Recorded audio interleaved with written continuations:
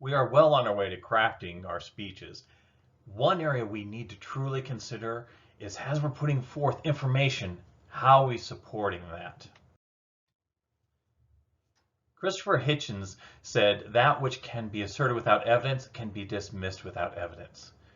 Your support of your ideas in your speeches is going to be important for your audience, so that way they truly connect with what you're saying, and what you're saying has strength and power behind it.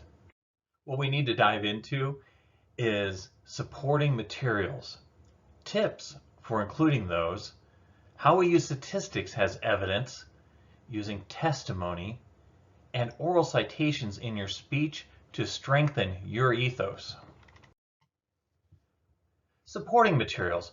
There are a few tips we need to keep in mind with these, because they can become overwhelming for your audience, and you can lose your speech based on the amount of supporting materials you're throwing at a person. You don't want to lose your message in the woods. For that reason, we need to keep our supporting materials brief and to the point, so that way the audience can take them in a small chunk, not be overwhelmed by them. We want to keep them brief, and then in our speech we expand upon them. We might have a bullet pointed item that the audience can easily take in, and then we use our words to expand upon what is important in there. And we want to avoid hypothetical. We want to make sure that we keep it in the real world, that we're not using hypothetical examples, because people tend to dismiss the hypothetical. Meanwhile, if you give a real world example, people connect with that and find information from it and find it very impactful. When we use supporting material, what we're using them for is to clarify what we're saying. We want to make the image very clear for them, so that way they can accept it and understand it.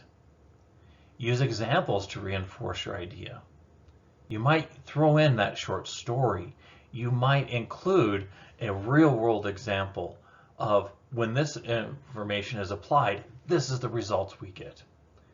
Make them vivid. You want them to stand out. So when people see them, they're drawn to them. It re-engages your audience. You might go on for a while in a speech, and if you do, people tend to fade away. But if you use a vivid example, it draws them back in. It wakes them up. And then practice delivering with them. There is nothing worse than when someone is trying to present with something they're unfamiliar with. They're going to show you how the world's greatest gadget works. Unfortunately, they have no clue because they have never used it.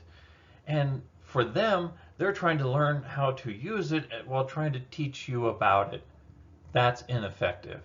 So you want to make sure, if you're using an example, an item, that you understand it and you've practiced with it. Statistics. I love Mark Twain and his inclusion of statistics in the comedy that he shared with us. Facts are a stubborn thing, but statistics are more pliable. There are lies, there are damn lies, and there are statistics. Now we need to remember, why is this important with statistics? People love statistics. We like numbers. We like the quantitative data that we can look at and say, hey, 7 of 10 people. But people also tend to mistrust statistics. We might think we really like them, but when we're just bombarded with statistics, we start to wonder, okay, is this actual representation? Did you only actually ask 10 people, or did you ask 1,000 people? Are you modifying it? Is your graph misleading? Boy, that looks like a massive increase in sales, when actually it's only going from 1 sale last month to 2 this month. That's not a massive increase, but boy, on a graph, it sure looks like sales shot up. So with statistics, you have to be careful with them, and in order to really make them impactful, restate them in ways that people can comprehend. Don't just say 7 and 10 and then leave it at that.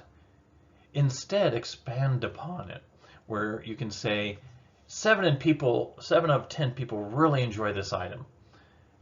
What that means is that in your block of 10 houses, 7 of those households have this item in there. Or you can, if it's a number that you're relating to events, you could say once every 10 seconds this occurs. And then 10 seconds into your speech, you say, it just happened now. See how frequent that is? And that gives your audience an idea by restating it of not just being stuck to the numbers, but a real life application of it. And understand, one of the reasons why statistics are so pliable because they can be confusing. So do not throw up graphs and charts and data that just completely blinds your audience. Instead, have it so it connects with your audience, where they can easily discern it from a distance. Realize we're taking the audience's perspective. It might look great on a computer screen, but once you project it on the wall behind you, it might completely lose ability to be read in the first row. So realize statistics can be confusing. So keep them simple, to the point, and use restatement. Testimonies. This is a very impactful thing. This is why you see in ads and in marketing, testimonies are very common. And oftentimes, the testimony includes peers of your audience.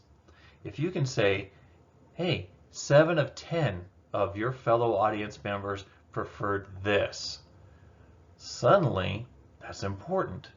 But move it from just that statistic up to a testimony. The person next to you said this was the best product they've ever encountered. Or they were very worried about global warming. By making it a testimony by someone they know, a peer, it relates it to them. You can also use famous testimony. We often see this in car commercials or in advertisements in magazines where the famous rock star is talking about an energy drink, or the athlete is talking about what type of car he drives, and they always quote them. They say, this is the absolute greatest.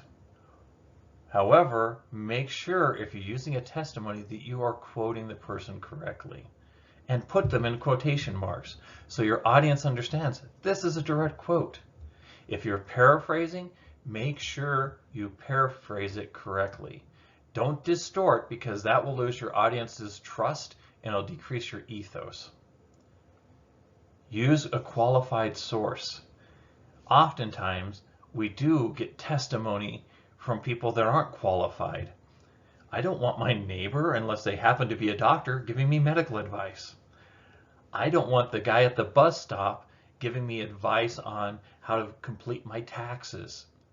Instead, I need to have this is from a doctor, this is from a lawyer, this is from someone who knows what they're talking about. That qualified source increases your ethos and increases your audience's attention. An unbiased source. This is always valuable. If you have someone that is not gaining profit off of it, that can give you a testimony or can give you a quote, that increases the effectiveness of the testimony.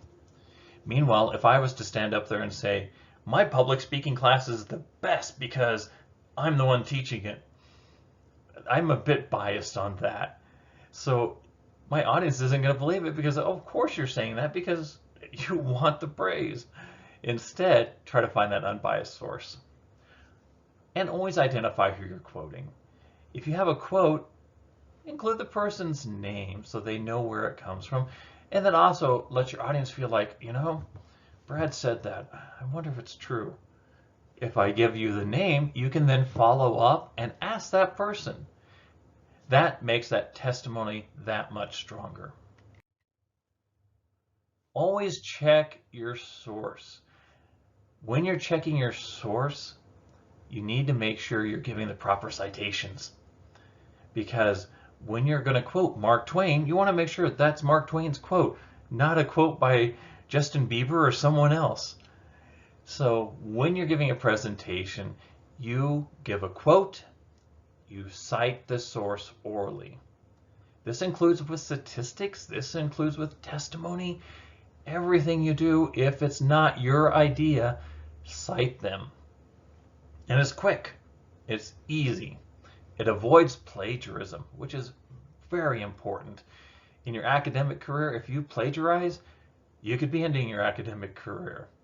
You also see this with news reporters and journalists who take a story from someone else and use it as their own, only later to be found out and ruin their career.